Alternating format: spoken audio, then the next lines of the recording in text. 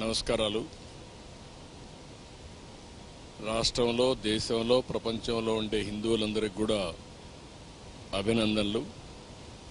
ఈరోజే బ్రహ్మోత్సవ కార్యక్రమాలు ప్రారంభమైనాయి.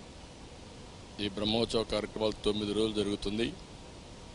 అనేక వాహనాల్లో స్వామివారు ఇక్కడంతా కూడా ఈ వీధుల్లో కూడా తిరిగే పరిస్థితి, ఊరేగింపు జరిపే పరిస్థితి వస్తుంది.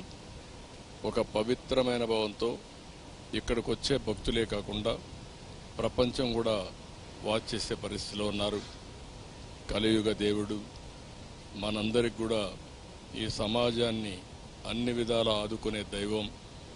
నేను ఇప్పుడే కాకుండా నాకు ఒక అదృష్టం, అనేక సార్లు, అందరికంటే ఎక్కువ సార్లు బ్రహ్మోత్సవానికి వచ్చి దేవునికి ప్రభుత్వ తరపున లాంఛనాలు సమర్పించే అవకాశం వచ్చింది.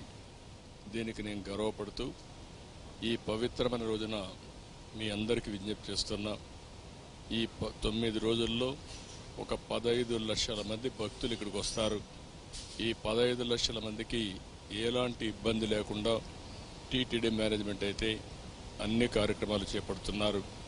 ఇక్కడ వసతి కానీ, పరిశుభ్రత కానీ, వచ్చిన వాళ్ళని అన్ని విధాలా జాగ్రత్తగా చూసుకునే విధంగా అన్ని కార్యక్రమాలు సుజావుగా జరుగుతాయి.